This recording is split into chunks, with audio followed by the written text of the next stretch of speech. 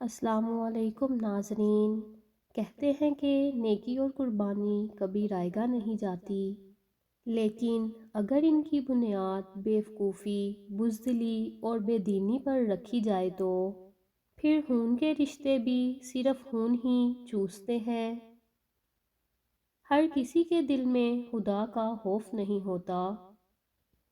ایک گھرانے کا نوجوان 6 بہنوں کا اکلوتا بڑا بھائی تھا۔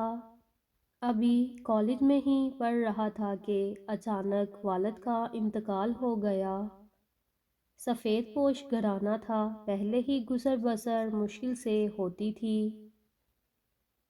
اب گھر کے سربراہ کی وفات کے بعد کفالت کی ذمہ داری اس نوجوان کے سر پر آ پڑی اور اپنے حالات کو سدھارنے کے لیے وہ دوسرے ملک چلا گیا۔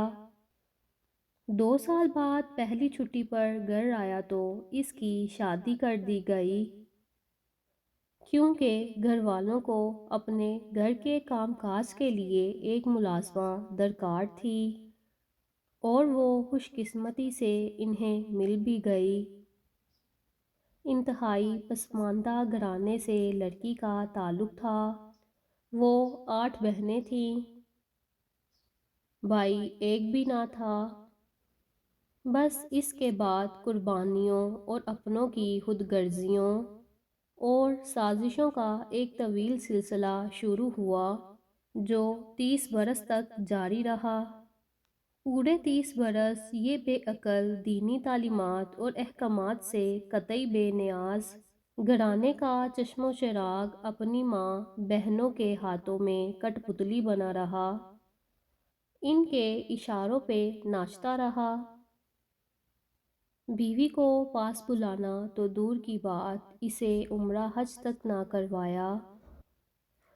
وہ 2-2.5 سال بعد چند ہفتوں کی چھٹی پر گھر آتا تھا تو بھی اس کی بیوی کسی زر خرید کنیز کی طرح اپنے معمولات میں حسب دستور مصروف رہتی، اور یہ اپنی لالچی اور مطلب پرست بہنوں کے ہڈ حرام شوہروں کے قصے نپٹاتا پھرتا، انہی کے بچوں کی ذمہ داریاں پوری کرنے میں لگا رہتا۔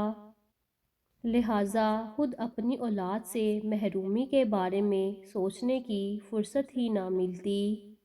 انہی حالات میں 30 برس بیت گئے اور وہ کمپنی ہی ختم ہو گئی جہاں یہ ملازمت کرتا تھا۔ لہٰذا لوٹ کے بدو گھر کو آئے۔ ایک اچھے علاقے میں فلیٹ اپنی والدہ کے نام سے خریدا تھا، جس میں بہنوں کے ڈیرے لگے رہتے تھے۔ کوئی جمع پونجی نہ تھی۔ اب زندگی اور گھر کی گاڑی گھسیٹنے کے لیے چھوٹے موٹے کام شروع کیے۔ آمدنی کی صورتحال پہلے جیسی نہ رہی، تو دبی زبان سے والدہ کو اپنی شاہ خرچیوں اور بہنوں کی آمد و رفت کو لگام ڈالنے کا کہا تو ایک ہنگامہ مچ گیا۔ ماں بہنوں نے اس کی ایسی خبر لی کہ بس اللہ دے اور بندہ لے۔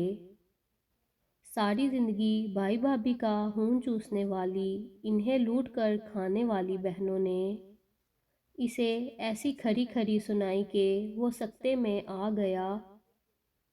شادی شدہ زندگی کے پردیس میں کاٹے جانے والے 30 برسوں میں 30 مہینے بھی بیوی کے ساتھ نہ گزارنے والے اس بد نصیب شخص کو صرف سال بھر بعد موت نے آ لیا۔ بس ان دونوں کا ساتھ اتنا ہی تھا، اور وہ شوہر کی زندگی میں ہی بیوہ ہو جانے والی دکھیاری مصیبتوں کی ماری تو پہلے ہی اتنا رو چکی تھی کہ اب اس کے آنسو تک خشک ہو چکے تھے۔ شوہر کی میت پر ایک آنسو اس کی آنکھ سے نہ ٹپکا۔ لہٰذا اپنی زندگی اور اپنے بیوی بچوں کی زندگی خوبصورت بنائیں اور ان کے ساتھ اپنی زندگی کا ہر پل خوشیوں بھرا گزاریں۔